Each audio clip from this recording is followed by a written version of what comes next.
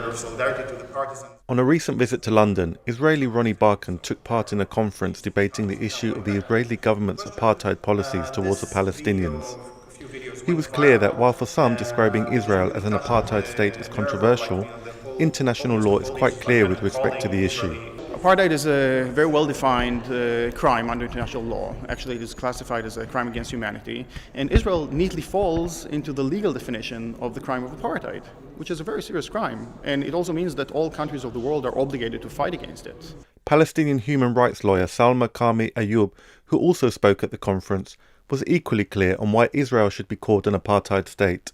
The reason Israel constitutes an apartheid state is because of its Jewish state nature. So in other words, it's a state which basically has institutions and laws and policies that ensure the privileging of what they consider Jewish citizens, which are defined in a specific way in the law, over all of the other citizens of the state, or all of the other people over which the state has control, which are namely the Palestinians. That's the Palestinian citizens of Israel and those who live in the West Bank and Gaza.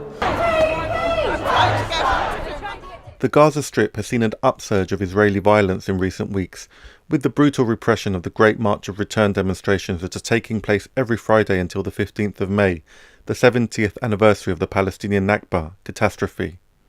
A reported 37 Palestinians have been killed and more than 4,300 have been wounded by Israeli forces since these protests began on the 30th of March. If governments won't act, or if governments won't act quickly enough, or if governments won't take effective action, then civil society and individuals in civil society need to answer the Palestinian call for boycott, divestment and sanctions as people of conscience, just as people of conscience did with South Africa.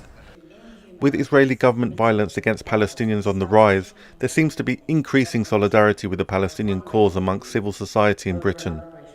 Forums debating the Israeli state's apartheid policies are just one example of this. Pablo Navarrete, teleSUR, London.